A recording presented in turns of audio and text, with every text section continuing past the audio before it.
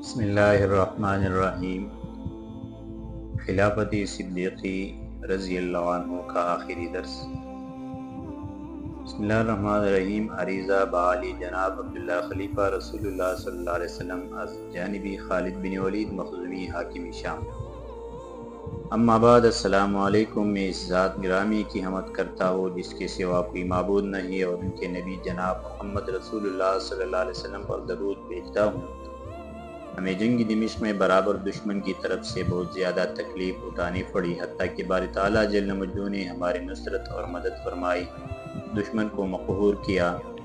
میں نے باب شرقی کی طرف سے شیر کو تلوار کی زور سے فتح کیا۔ ابو عبیدہ بن جراح رضی اللہ عنہ باب جابی پر متعین تھے۔ ان کے ساتھ دشمن نے فریب کر کے دوسرے دروازے پر صلح کر لی، اس لیے مجھے ابو عبیدہ بن جراح نے منع کر دیا کہ میں کسی کو قید یا قتل کروں۔ میں ابو عبیدہ بن جراح سے ایک کنیسی مریم کے پاس ملا۔ ان کے ساتھ اس وقت وہاں پادری اور راہبان موجود تھے، اور صلح نامہ ان رومیوں کے پاس تھا۔ بادشاہ کا داماد توما اور ایک شخص اربیس نامی شہر سے بہت سامان لے کر چلے، تو میں نے ان کا تعاقب کیا اور ان دونوں لائنوں کو قتل کر کے ان سے وہ مال حاصل کر لیا۔ ہرقل بادشاہ کی بیٹی کو بھی گرفتار کر لیا تھا، مگر پھر بطور ہدیہ کے اسے چھوڑ لیا اور صحیح سلامت واپس آ گیا۔ میں آپ کے حکم کا منتظر ہوں، والسلام۔ اسے ملفوف کر کے اس پر اپنی مہر لگائی، اور ایک شخص عبداللہ بن قرط عربی کو بلا کر یہ خط دے کر روانہ کر دیا۔ یہ مدینہ طیبہ میں پہنچ کر بارگاہ خلافت میں پہنچے۔ یہاں مسند خلافت پر جناب حضرت عمر فاروق رضی اللہ عنہ رونق افروز تھے۔ آپ نے سرنامہ اور عنوان خط جس میں از طرف خالد بن ولید بجانب خلیفہ رسول اللہ صلی اللہ علیہ وسلم لکھا ہوا تھا پڑھ کر فرمایا کیا اب تک مسلمانوں کو حضرت ابوبکر صدیق رضی اللہ عنہ کی وفات کے متعلق علم نہیں ہوا؟ عبداللہ بن قرط نے عرض کیا، یا امیر المومنین، مسلمانوں کو اب تک اس کے متعلق کچھ علم نہیں ہوا ہے۔ آپ نے فرمایا، میں نے ایک خط حضرت عبیدہ بن جراح رضی اللہ عنہ کے نام روانہ کیا تھا، اس میں حضرت خالد بن مخزومی رضی اللہ عنہ کی معزولی اور حضرت عبیدہ بن جراح رضی اللہ عنہ کی سرداری کا، جس کی میری رائے میں انہیں کوئی خواہش نہیں، تقرر درج ہے۔ یہ کہہ کر آپ نے سکوت فرمایا اور تمام خط کو پڑھا۔ اصحابی سیر نے ثقات راوی سے ہوئی روایت کی ہے کہ جس وقت حضرت ابوبکر صدیق خلیفہ اول رضی اللہ عنہ کا وصال ہو گیا، تو آپ کے بعد حضرت عمر بن خطاب رضی اللہ عنہ، جن کی عمر اس وقت 52 سال کی تھی، مسندی آرائے خلافت میں تمام مسلمان نے مسجد نبوی صلی اللہ علیہ وسلم میں سے بیعت کی، اور آپ کے بیعت سے کسی شخص نے بھی خواہ وہ بڑا تھا یا چھوٹا انحراف نہیں کیا۔ آپ کے زمانے خلافت میں دشمن، نفاق اور انشقاق تمام جاتا رہا، باطل نیست اور حق قائم ہو گیا۔ آپ کی عمارت میں سلطنت قوی ہو گئی، شیطان کے مکر میں ذوق آ گیا۔ خدائی حکم حالانکہ کافروں کو شاق تھا مگر ظاہر ہو گیا۔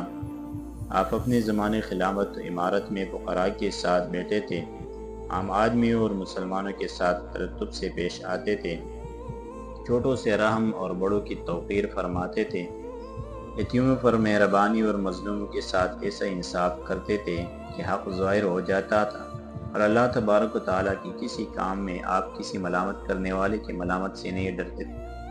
آپ اپنی خلافت کے زمانے میں مدینہ طیبہ کے بازاروں کے اندر اپنی ادھڑے پہنے اور ہاتھ میں درہ لیے ہوئے پھرا کرتے تھے۔ آپ کی درہ کا خوف بادشاہوں کی تلواروں اور نیز تمہاری ان تلواروں سے زیادہ تھا۔ آپ کی غذا اور روزانہ جو کہ روٹی اور سالن آپ کا پسا ہوا نمک تھا۔ بسا اوقات آپ کی روٹی زہد، اتقاء اور مسلمانوں پر نظر عنایت اور مہربانی کی وجہ سے بغیر نمک کے ہی رہ جاتی تھی، اور حضرت عمر فاروق رضی اللہ عنہ کا اس سے مقصود محض اللہ تعالیٰ جل مجدہ سے ثواب تھا، اور بس نیز کوئی شغل آپ کو ادائی فریضہ حق اور اتباع سنت نبی برحق صلی اللہ علیہ وسلم سے باز نہیں رکھتا تھا۔ حضرت عائشہ صدیقہ رضی اللہ عنہ فرماتی ہے کہ خدا کی قسم، حضرت عمر رضی اللہ عنہ جس وقت خلیفہ ہو گئے تو آپ اپنے دونوں صاحبوں یعنی جناب رسول اللہ صلی اللہ علیہ وسلم اور حضرت ابوبکر صدیق رضی اللہ عنہ کے قدم بقدم دین کے کاموں میں ہمیشہ آمادہ اور تیار رکھتے، تکبر اور غرور کو فاس تک نہیں پٹکنے دیا تھا۔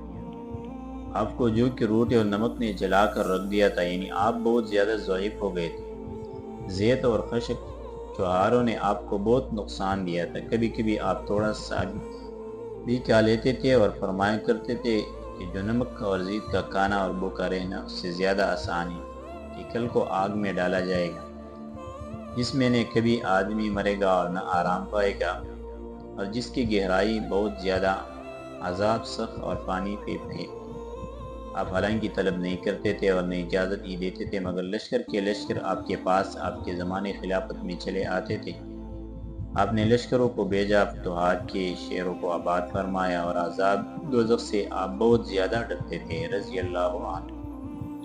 تو شام کا اس اول خلافت ابوبکر صدیق رضی اللہ عنہ اس درس پر ختم ہوا۔